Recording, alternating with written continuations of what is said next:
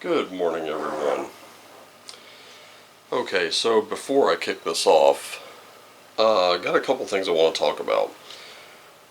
I just came home yesterday to find out that DriveThruRPG's parent company, One Bookshelf, has decided to publish a document, some new sort of new terms of service for the content creators on there. And among them, well, I'll put them in the description down below.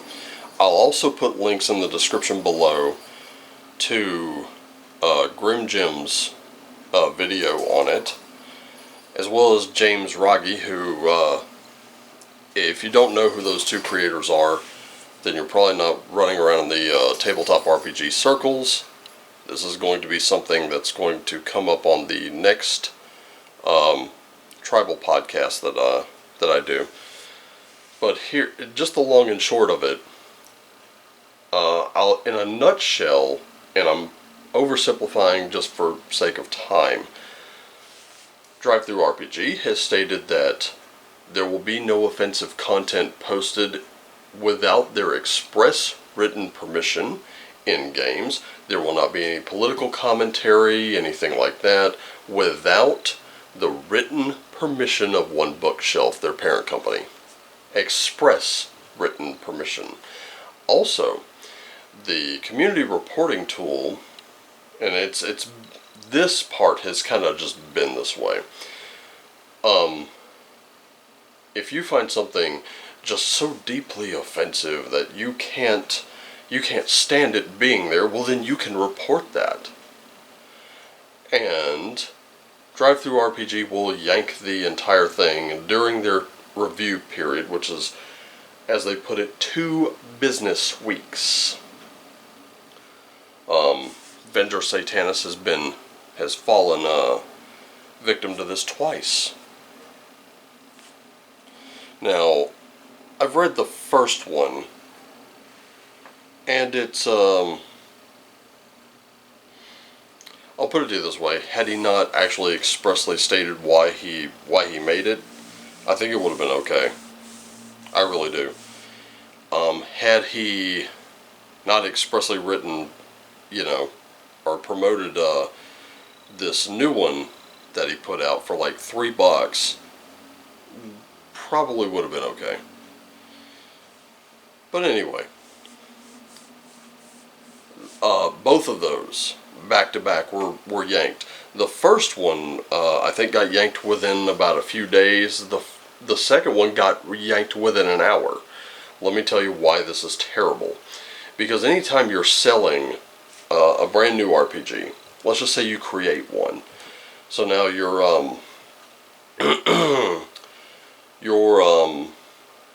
Wizards and Troll Hunters game goes up. And someone just thinks that, well, your trolls are a racist analog for a real life group of people. So they report it to DriveThruRPG, DriveThruRPG yanks it, and guess what? This is why it's terrible. Because during the first few days to the first couple weeks, those periods are where the RPG book makes, really performs. And to the creators, it's kind of an indicator on how well it's received. If it is yanked within the first few days or the first hour, it proves disastrous, no matter whether or not the content itself is cleared. Even if the content is cleared, the damage has already been done. And it gives hysterical people all the tools they need to abuse, because it is vague. It gives One Bookshelf and DriveThruRPG the power to be the sole arbiter, and You are not allowed to call them out on it. You are not allowed to point out where they're wrong. You are not allowed to criticize them in any way, shape, or form, because it will then be called aggressive marketing or hostile marketing. And you will receive one warning and then you are banned. Your entire account as a creator is gone. I'll put it to you this way. I don't consider myself a creator yet. I do not. I haven't released anything to DriveThruRPG, but I am a DriveThruRPG customer. I am a One Bookshelf customer. And I'm saying, as a customer, if you continue this course, One Bookshelf, I will no longer be a customer.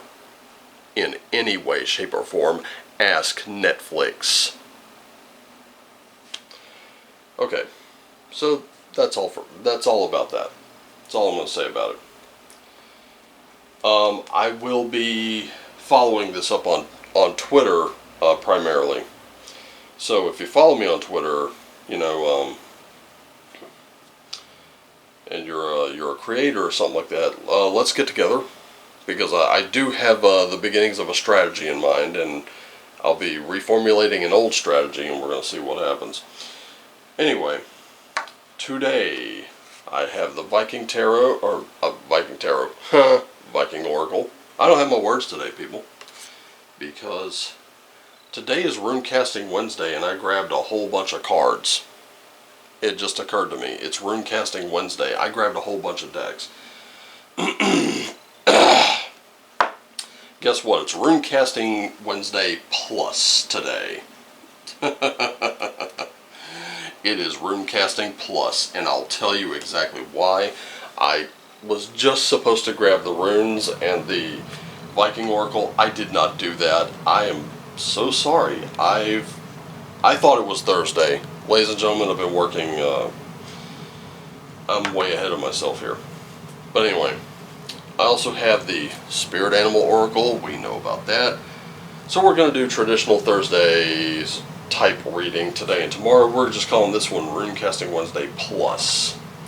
Your rune of the week will be on high notes as well, and I'll be changing it from Nalthes to something else, whatever gets drawn. I also have Tarot of the Divine, which is modeled after folk tales and fairy tales from all over the world. Something to be said about folk tales and fairy tales from all over the world, though. Now that I think about it, this is actually kind of perfect, because even though some folk tales and fairy tales predate Christianity, some of them were formed so that the stories of the old ways wouldn't get you killed. It was a means of combating censorship. See what I mean?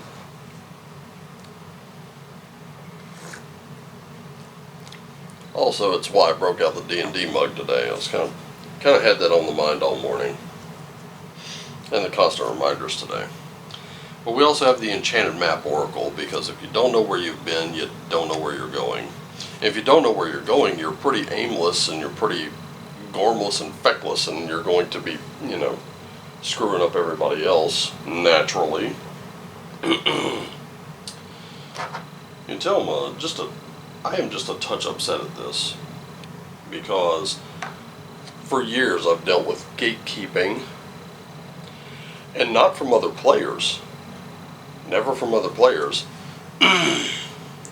but from my so-called community, don't you know.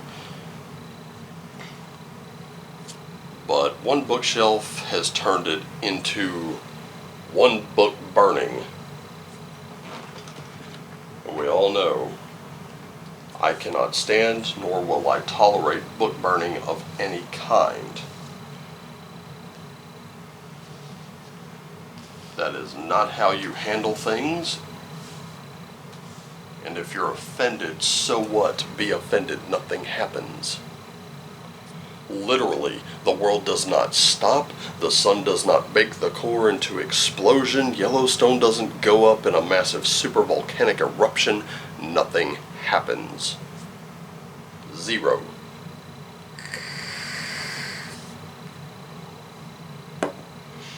By the way, there's plenty of stuff on DriveThruRPG that I find offensive. You know what I do? I don't buy it. That's it. I move along. So, how about we start with us? What are we looking like today? Ragnarok. So it looks like some things have to end for others to begin. We got this as a, if I'm not mistaken, I think we got this as a guide last time, instead of just it being us, which is kind of interesting and a little strange, because what is it we're having to end today, I wonder?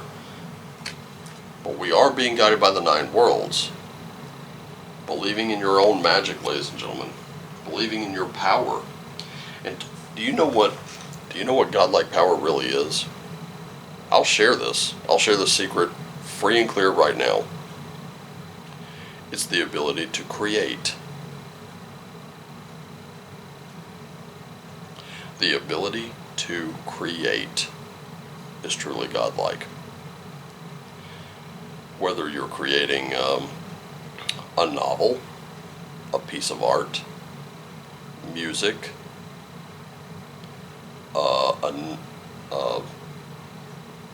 a work of nonfiction, a video, a game, the ability to create is truly godlike. And yes, it affects everyone in some way or another, and often in different ways. For example, Beethoven's Ode to Joy may stir some people into feeling almost euphoric. It could take a person's bad day and turn it completely around. Bach's Toccata and Fugue in D minor can summon up images of a black and white horror movie, a gothic horror, if you will, complete with castles with vaulted ceilings and flying buttresses. Or it may stir up images of the campaign setting Ravenloft from Dungeons & Dragons in your mind. Who knows? But those things touch people in different ways. They inspire people.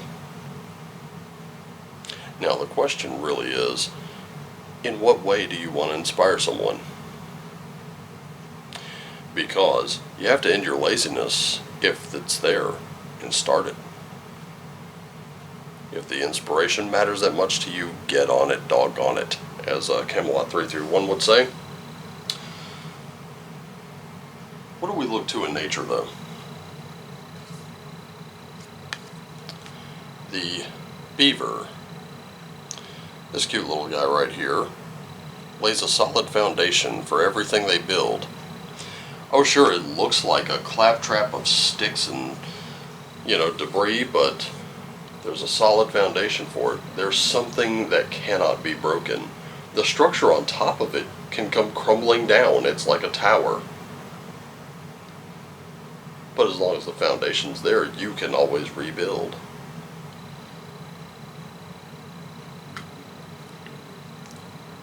We've seen some real tower moments coming in the last few days. So what does the tarot say? Well, we've got a High Priestess in reverse. Got a Page of Cups. We got a Four of Coins in reverse too. This High Priestess in reverse, we're answering to a lot of authority right now. In fact, a lot of authority is guiding our lives, and some for the better, some not so much.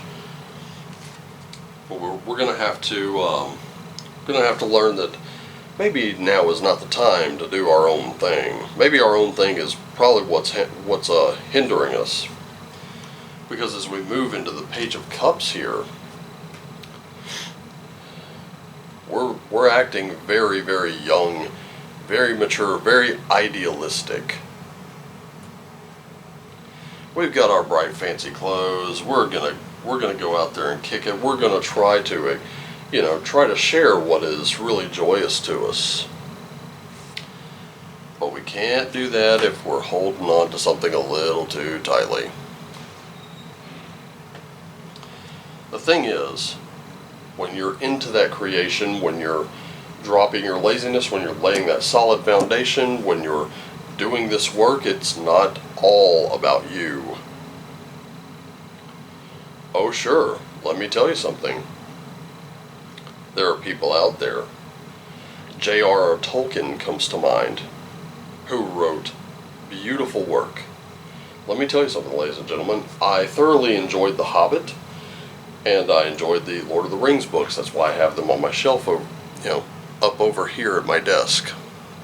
I'm pointing toward it here. And right next to it, I got a new book that was edited and released by his son Christopher, called The Legend of Sigurd and Guthrun. Now, granted, it's anglicized to Sigurd and Gudrun, but it's a retelling, Tolkien's own retelling, of the saga of the Volsungs, but only the part with Sigurd in particular. I'm sure plenty of people heap tons of praise on him. There are even movies and animated features featuring his work, but he also worked as a professor, and he didn't really, just from what I've read about him, he didn't strike me as the kind of guy who was like, yeah, baby, it's all about me. J.R. freaking Tolkien over here, buddy. No. He was very humble and very respectful. He realized that the art was not all about him, but he made it for everyone. That's the key thing.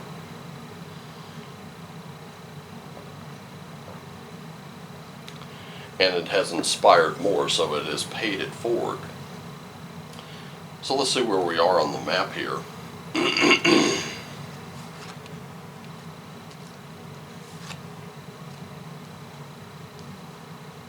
Okay, so we are definitely stuck in the Dragon's Lair. This is a card that's never come up before, but I'm going to tell you right now, the artwork is very beautiful. But you know what I see here? You got this dragon kind of flying around, and it's called the Dragon's Lair. You can even see a pair of eyes right there glowing. But here's the thing. The dragon didn't build this. So who did? You notice the foundation is there even though there's a dragon under it.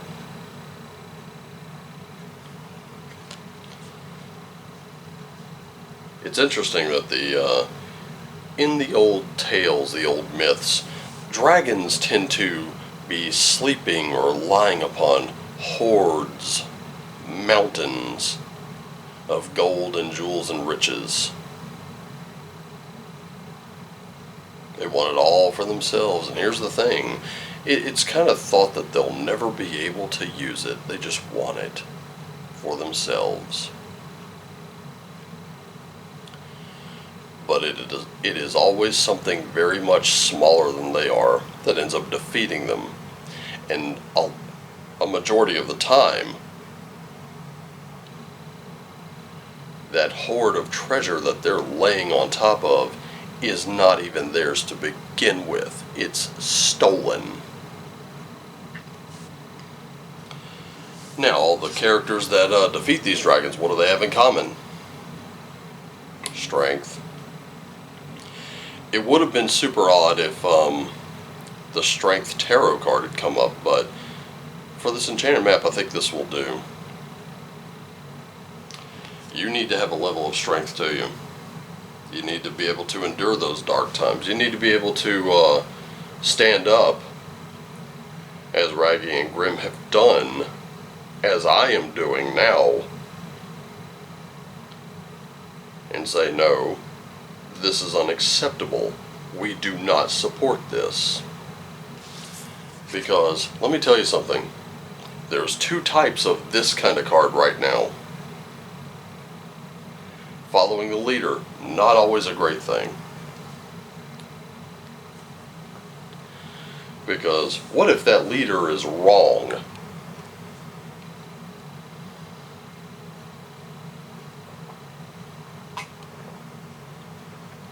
What if the person leading you down a path and saying, it's great over here, does not allow you to criticize them? You know, we've been crossing this swamp for about 4 days. When are we getting out of it? Shut up. That is not a person you want to follow.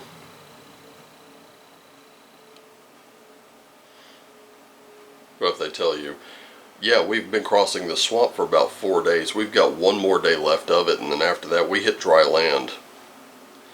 And after that we're out of here. We're free and clear. I just need you to hang with me for now.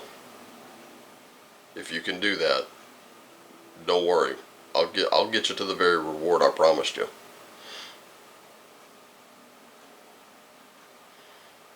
If they can inspire, if they can motivate, then they're the leader. That's the leader you need. If you don't have one to follow, then it's time to become the leader that you think you need or that you want in your life. Sometimes you've got to be the one to step up. Let's go to the runes. We have Sawullo, Rideho, and we have Uruz. Alright, so Willow doesn't really come up much, but this is a rune of the sun itself. This is Sol's rune. And it symbolizes sort of an almost like a pseudo lightning bolt because it is revitalizing spiritual power. Are you feeling a little broken lately?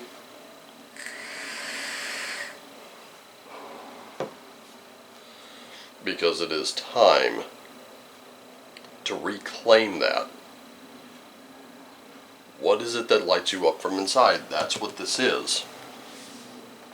Creation, ladies and gentlemen. Creation is everything.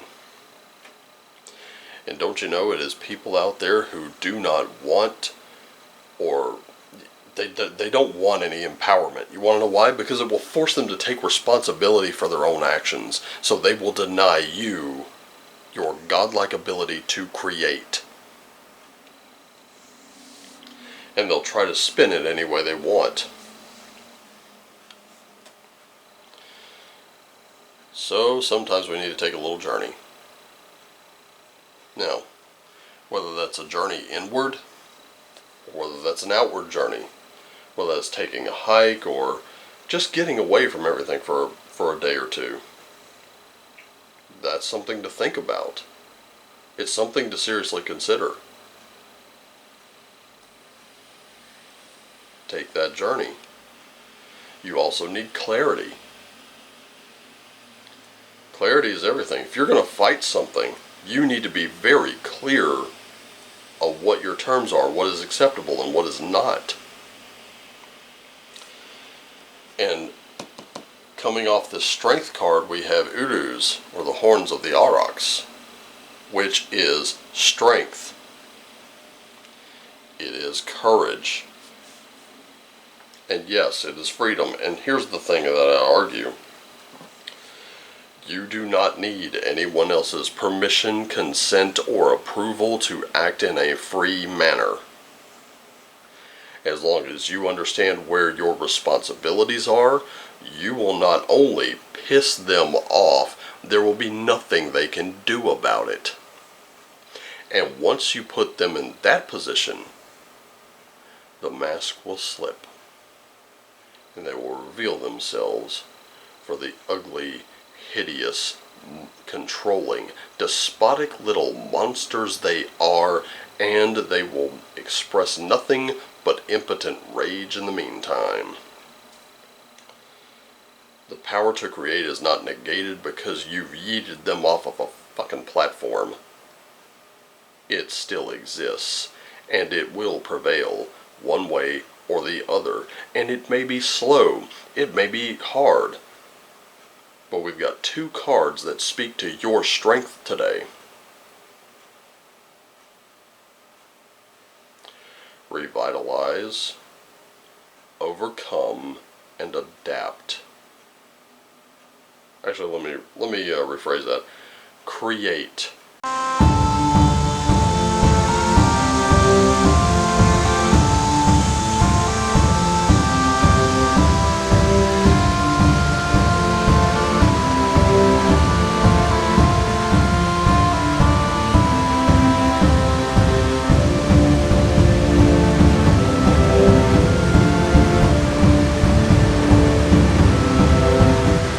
Revitalize, overcome, and adapt.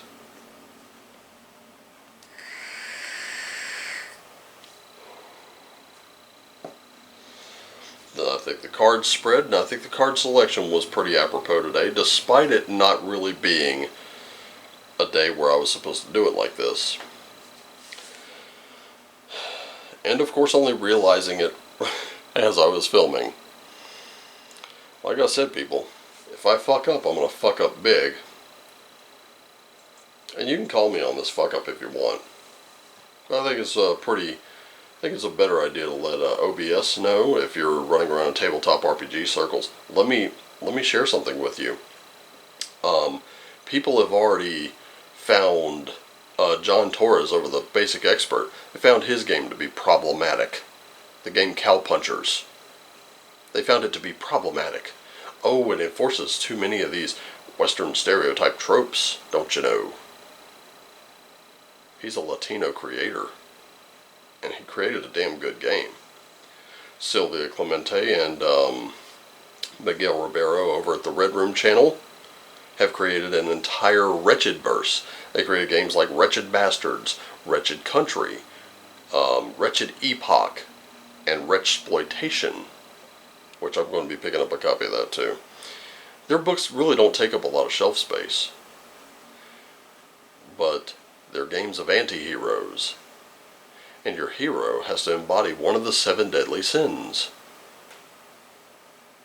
So your character is not all heroic here, and people have found that to be problematic. Don't you know these are smaller creators? They do not have big companies backing them. Grim Jim's own Postmortem Studios has been under attack for the longest time by this stupid cancel culture mob. Do you know who's going to get written express permission to just publish willy-nilly? Wizards of the Coast, because they're a colossal titan who can actually create some serious damage. We know they're not going to take our side, but those creators that I just mentioned, and then some, are making livings, at least paying their rent, on DriveThruRPG and through One Bookshelf.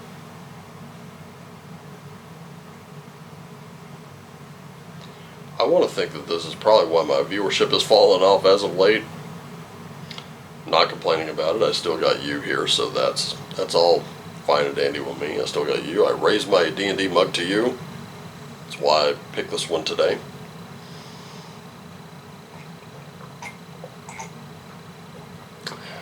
And I'll tell you exactly why I create these videos, and this will be my closing. I create these videos.